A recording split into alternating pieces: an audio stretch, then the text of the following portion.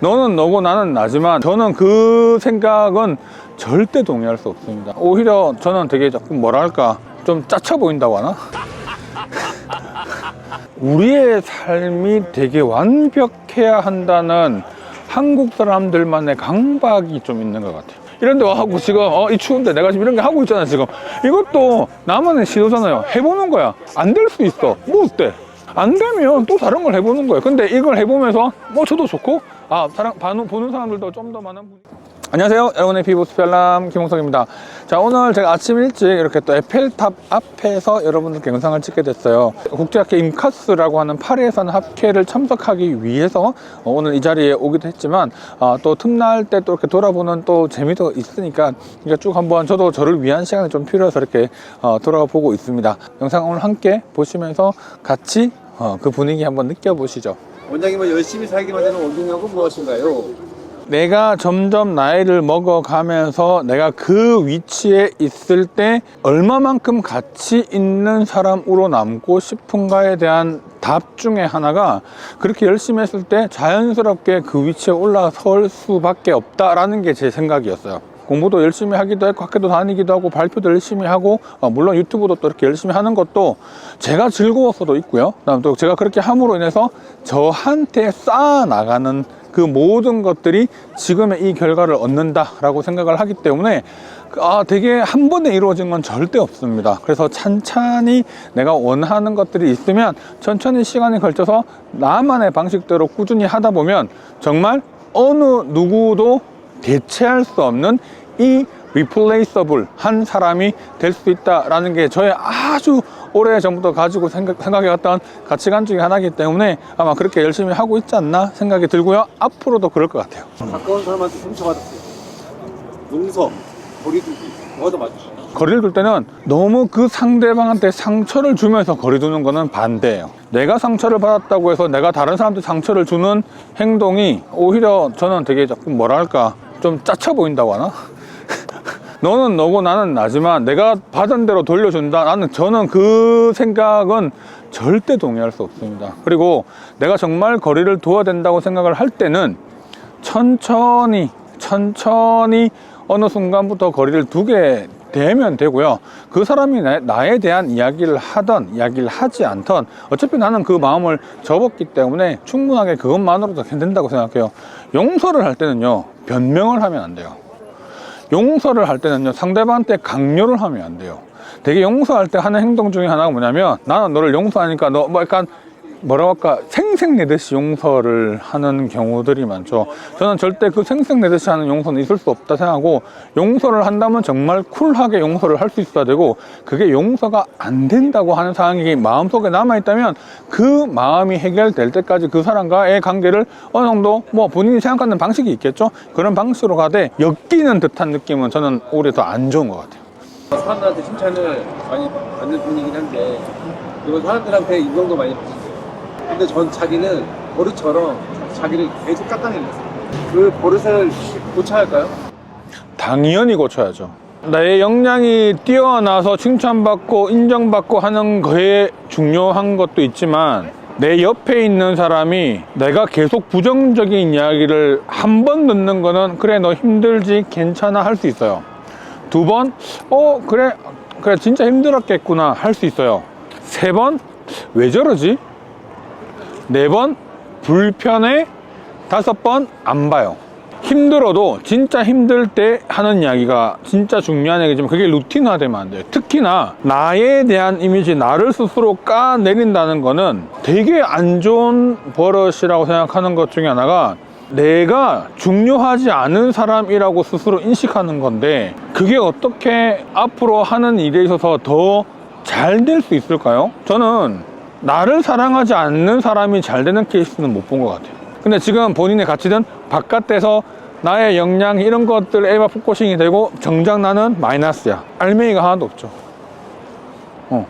저는 무조건 이거는 절대적으로 바꿔야 된다 생각해요. 아니면 말을 하지를 말든가. 나를 믿어주는 사람이 아무도 없는 것 같다는 생각이 너무 많이 듭니다. 어떻게 버텨야 할까요? 본인이 믿음이 부족하네요. 이게 나를 믿어줄 사람이 아무도 없다고 느끼는 거는 누구 마음이에요? 그치, 본인 마음이잖아. 그러니까 본인이 그렇게 느끼고 있는데 누가 그거를 이해를 해줘요? 내가 정말 나를 챙겨서 가야 그렇게 환경이 만들어지는 거지, 나를 아무도 안 믿어줄 것 같은데 라고 하는 생각부터가 이미 깔려있는 상황에서 누군가가 나를 믿어주기를 지금 바라는 상황인 거잖아요. 그건 아니죠. 나를 믿어주는 사람들이 많아라는 생각을 가지고 사람들을 대하고 접근하면 상대방이 나한테도 그런 마음을 열 수 있는 기회가 훨씬 더 많아지게 되고, 본인이 그런 상황이 아닐 것 같다고 딱 단정을 지금 시작을 했는데 누가 본인을 믿어줘요?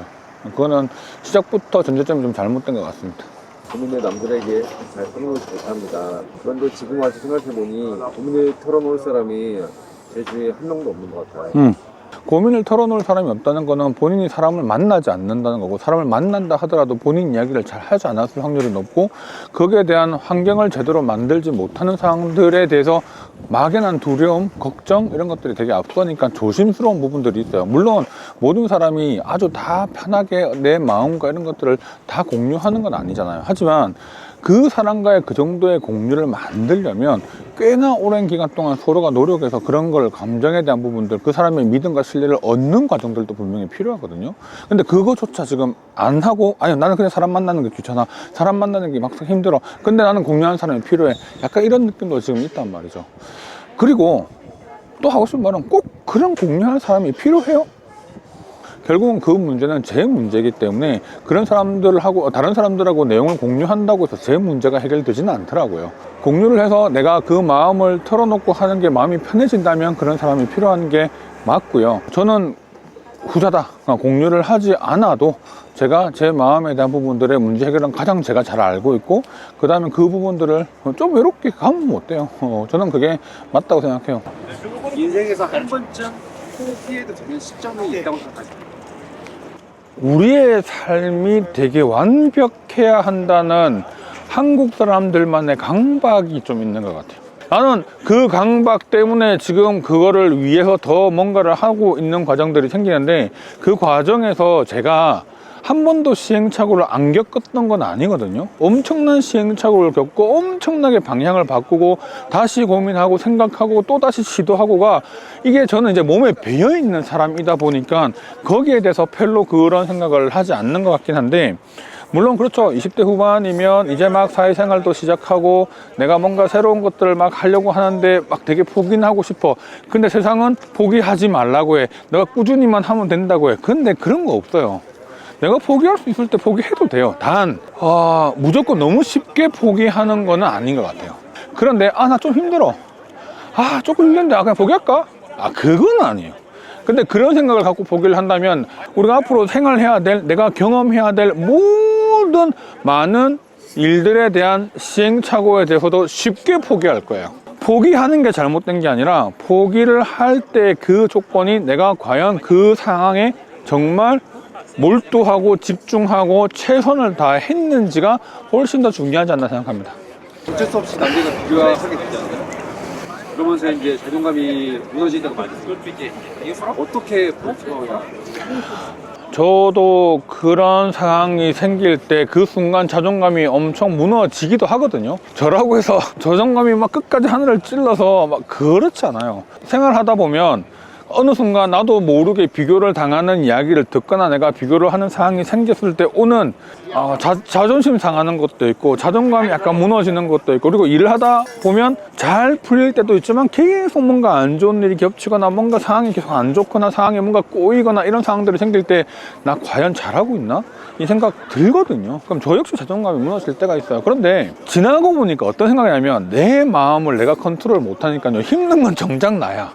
근데 세상은 하나도 안 바뀌어져 있고 안 달라져 있어요. 그래서 이거는 내가 마음먹기 나름인 거지, 최대한 그런 상황이 생길 때는 생각을 좀 안 하려고 하는 편이긴 합니다. 그리고 좀 여행을 다녀보거나 나만의 취미생활을 좀 한다거나 친구들을 좀 만나본다거나 이러면서 그 생각으로부터 좀 벗어나려고 하는 노력을 확실하게 하는 것 같긴 하고요. 절대 바뀌지 않는 거는, 내가 그렇게 생각을 한다고 해서 내 주변 상황은 절대 바뀌지 않습니다. 근데 그 마음가짐을 나는 계속 힘들어, 싫어, 막 이렇게만 계속 생각하면 남들은 아무도 모르고 나만 힘든 거야.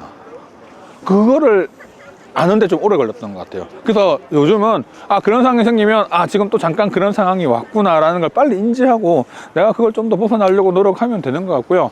그런데 그런 상황이 반복될 수밖에 없는 게 내가 일을 열심히 하고 뭘 한다 하더라도 물리적인 시간으로 걸리는 그 상황이라는 게 되게 오래 걸릴 때가 많잖아요. 그러면 그때는 진짜 끈기 있게 가야 돼요. 단 비슷한 상황이 주어졌을 때 그걸 계속 꾸역꾸역 한 발 한 발 나가는 사람과 그 상황에서 멈추고 포기하는 게 잦은 사람은 분명히 나중에는 결과론적으로 달라지거든요.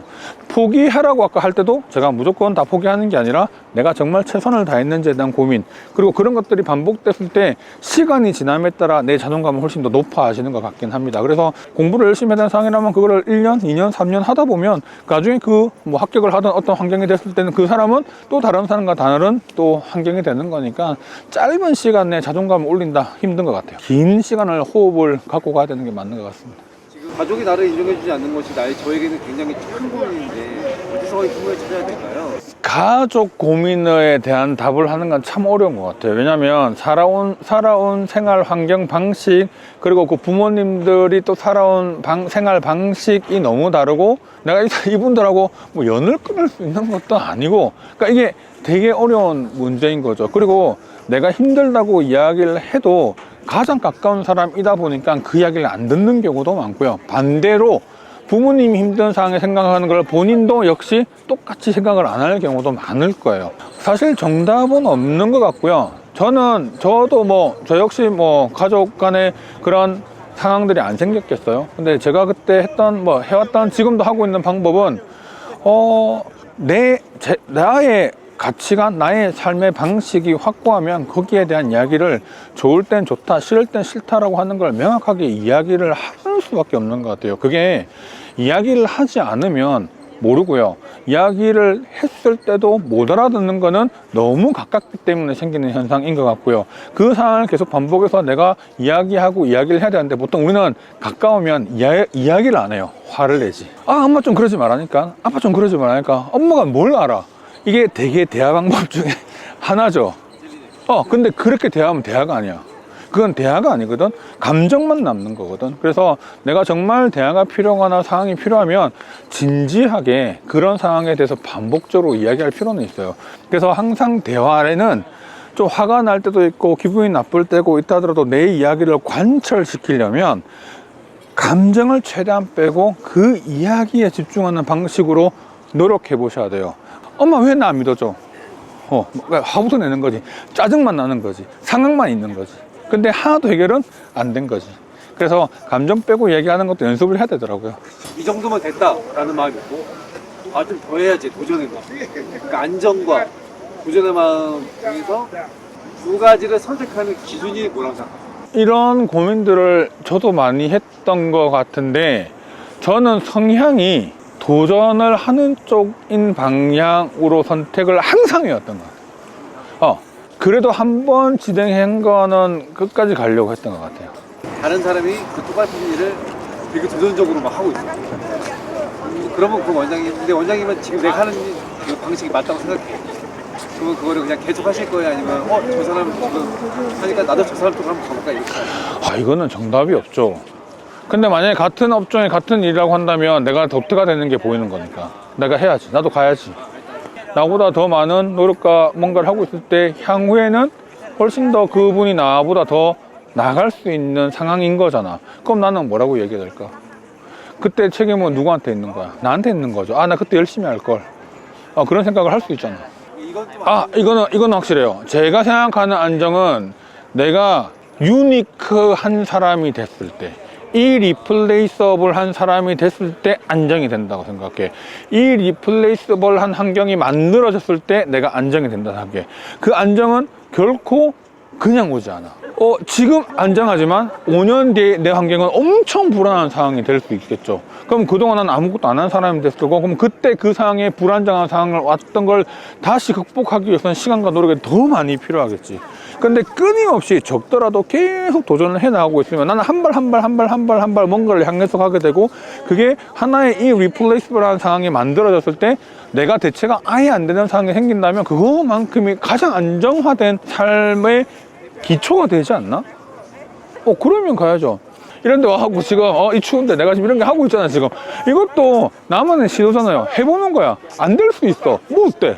안 되면 또 다른 걸 해보는 거예요. 근데 이걸 해보면서 저도 좋고 보는 사람들도 좀 더 많은 분위기를 느낄 수 있고 또 새로운 또 시발점이 될 수 있는 거고 그러면 되는 거죠. 지금 이런 고민을 하고 있다 못해서 내가 어떤 글을 올려본 거잖아요. 그럼 그것도 노력인 거거든. 내가 한 발 나가서 뭔가 답을 얻고 내가 그거에 대한 다양한 사람들의 이야기를 들어본다는 것만으로도 되게 한 발 나가는 거라 생각해요. 여러분들도 뭐 제 생각이 다 옳다는 아니지만 제가 생각할 때 그 가치관으로 갔을 때 물론 좀 힘들어져요. 삶이 힘들어져요. 너무 열심히 살아야 되고 너무 빠듯하게 사는 건 있어요.